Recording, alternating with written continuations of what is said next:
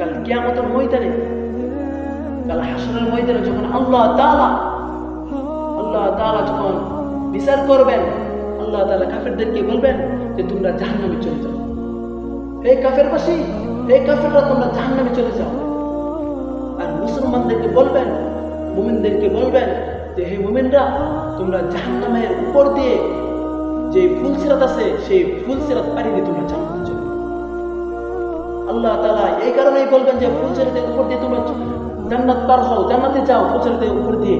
এই কারণে বলবেন যে দুনিয়াতে মুসলমানরা কতটুকু মুমিন ছিল, আল্লাহ তাআলা সেই মুমিন পরীক্ষা করার জন্য ওই ফুলসিরাত পাড়ি দিয়ে জান্নাতে যেতে বলবেন।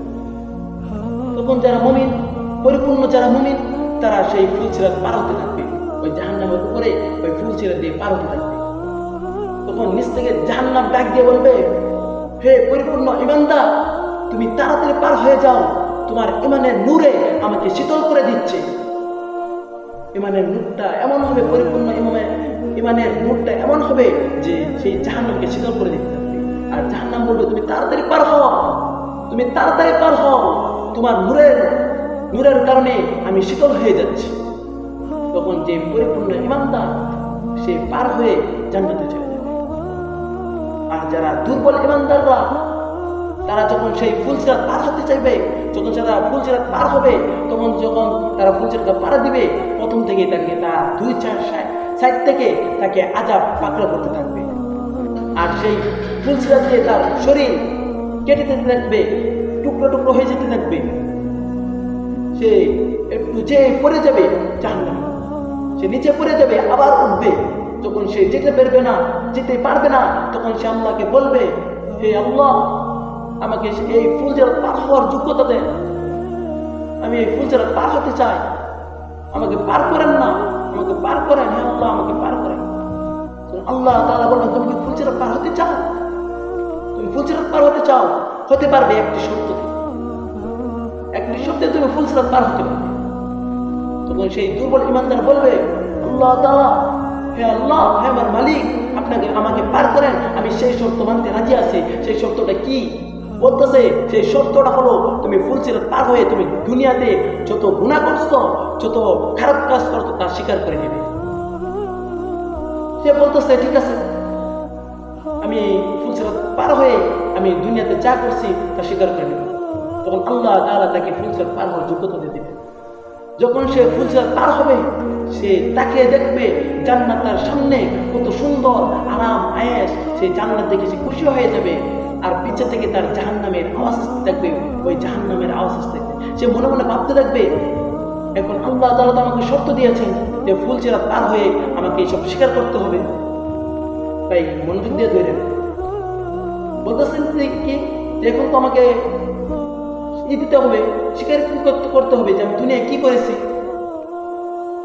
তখন সে ভাবতেছে যে এখন তুমি আল্লাহর কাছে স্বীকার করি যে আমি দুনিয়াতে গুনাহ করেছিলাম, আমি দুনিয়াতে পাপ করেছিলাম, তাহলে তো আমার পিছে যে জাহান্নামকে ডাকছে, যে ভয়ঙ্কর একটা জায়গা, সেখানে তো আল্লাহ তাআলা আমাকে আবার ছেড়ে দেবেন। আল্লাহ তাআলা হয়তো আমাকে আবার সেই জায়গায় নিক্ষেপ করবেন সেই জাহান্নামে। এই বয়সে ভাবতেছে না, এটা বলা যাবে না। তখন আল্লাহ তাআলা বলতেছেন যে তোমাকে তো শর্ত দেওয়া হয়েছে, সেই শর্তটা তুমি বলো না কেন? সে বলতেছেন যে আল্লাহ তাআলা, আমি তো দুনিয়া কোনো পাপ করি নাই, আল্লাহ তাআলা বলেন, তুমি দুনিয়ায় কোনো পাপ করো নাই, আমি সাক্ষী দেওয়া তোমার সামনে হাজির করি, আমি সাক্ষী হাজির করি। তিনি তখন ওই দুর্বল ঈমানদার ডানে তাকাবেন, বামে তাকাবেন, পিছনে তাকাবেন, সামনের দিকে তাকাবেন, তাকে দেখবেন যারা জান্নাতে যাওয়ার তারা জান্নাতে চলে গেছে, যারা জাহান্নামে যাওয়ার তারা জাহান্নামে চলে গেছে। আশপাশে কেউ না। সে মনে মনে ভাববে কে সাক্ষী দিবে। তখন আল্লাহ তাআলা তার বাক শক্তিকে বন্ধ করে দেবেন, তার জবানকে আল্লাহ তাআলা বন্ধ করে দিবেন। তখন আল্লাহ তাআলা বলবেন যে সেই অঙ্গ প্রত্যঙ্গ তোমরা সাক্ষ্য দাও সে জমিনে কি করছে। তখন তার হাত কথা বলতে শুরু করবে, তার পা কথা বলতে শুরু করবে, তার বিভিন্ন অঙ্গ প্রত্যঙ্গ কথা বলতে শুরু করবে। সে অবাক হয়ে যাবে, সে ভাবতে দেখবে আবার আমি ধোঁকা দিলাম আমার মালিককে, আমি এখানে অসীম মালিককে ধোঁকা দিলাম। তারপর আল্লাহ তাআলা তার বাক শক্তিকে খুলে দিবেন, তার জবান খুলে দিবেন। জবান খুলে দেওয়ার সাথে সাথে তিনি আল্লাহ তাআলার কাছে কান্না করতে শুরু করে দিবেন যে আল্লাহ আমি ভুল করেছি, আমাকে মাফ করে দেন না, আমাকে মাফ করে দেন না, এভাবে সে আকুতি মিনতি করতে থাকে। আল্লাহ তাআলা তো রহিম, আল্লাহ তাআলা বলেন যাও তোমাকে জান্নাত দিয়ে দিলাম, তোমাকে জান্নাত দিয়ে দিলাম।